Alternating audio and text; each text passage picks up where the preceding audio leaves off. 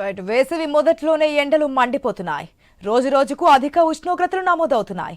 జనాలు ఉక్కపోతతో ఉక్కిరిబిక్కిరి అవుతున్నారు.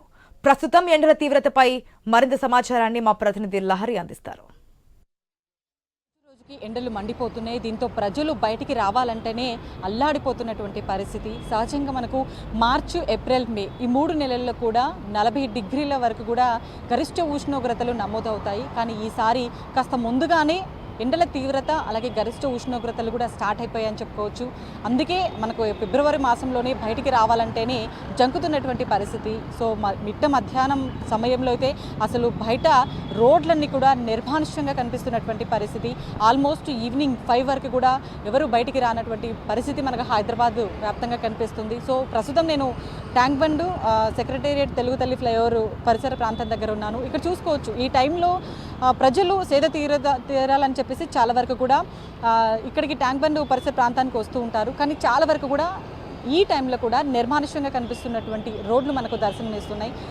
అంటే రోజు కంటే ఇంకా చాలా తక్కువ వెహికల్స్ అయితే మనకు రోడ్లపైన కనిపిస్తున్నాయని చెప్పుకోవచ్చు. ఇప్పటికే గరిష్ట ఉష్ణోగ్రతలు నమోదు అవుతున్నాయని చెప్పేసి ఇప్పటికే వాతావరణ శాఖ అధికారులు చెప్తున్నారు. సో ప్రజలు చాలా అత్యవసరమైతేనే బయటికి రావాలి. ఎందుకంటే ఈ ఎండ తీవ్రత వల్ల వడదెబ్బ తగిలే అవకాశం ఉంటుంది. కాబట్టి ఆ వడదెబ్బ నుంచి విముక్తి కలిగించే విధంగా ఎంతో ఇక్కడ చూసుకోవచ్చు.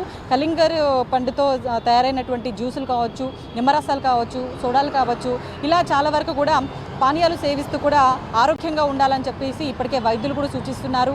అలాగే ఇటు అధికారులు కూడా అత్యవసరమైతేనే బయటికి రావాలి, లేకపోతే వద్దు అంటూ కూడా హెచ్చరిస్తున్నటువంటి పరిస్థితి కనిపిస్తుంది. సో ఇప్పటికే సిచ్యువేషన్స్ కూడా ప్రజలకు ఆల్రెడీ అయితే మనము ఎక్కువగా పిల్లలు కావచ్చు, వృద్ధులు కావచ్చు, అలాగే గర్భిణీలు వాళ్ళు మాత్రం కాస్త జాగ్రత్తగా ఉండాల్సిన పరిస్థితులు కనిపిస్తున్నాయి. ఎందుకంటే ఎండ తీవ్రత వల్ల వాళ్ళు ఒక్కోసారి చాలా అనారోగ్య పరిస్థితులు కూడా గురవచ్చు. వడదెబ్బ అనేది తగ్గితే ఖచ్చితంగా వారం రోజులు 10 డేస్ వరకు కూడా ఆ తీవ్రత అనేది కనిపిస్తుంది. చాలా ఇబ్బందులు కూడా ఎదుర్కోవాల్సిన అవసరం ఉంటుంది.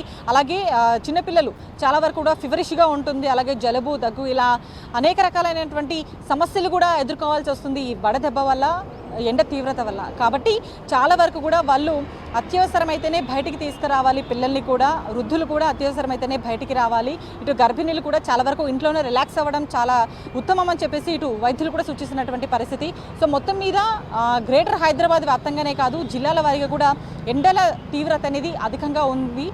గరిష్ట ఉష్ణోగ్రతలు నమోదవుతున్నాయి. ఇప్పుడు ప్రజెంట్గా అయితే మనకు 34 నుంచి 36 డిగ్రీల వరకు కూడా గరిష్ట ఉష్ణోగ్రతలు నమోదవుతున్నాయి. కాబట్టి ఈ నేపథ్యంలో ప్రజలు కూడా చాలా జాగ్రత్తగా ఉండాలని ఇప్పటికే వాతావరణ శాఖ అధికారులు, వైద్యులు కూడా సూచిస్తున్నారు. సో మొత్తం మీద ఎండల తీవ్రత వల్ల రోడ్లన్నీ కూడా దాదాపుగా నిర్మానుష్యంగా కనిపిస్తున్నాయి. ప్రజలు కూడా బయటికి రానట్టు మనకు గ్రేటర్లో కనిపిస్తుంది.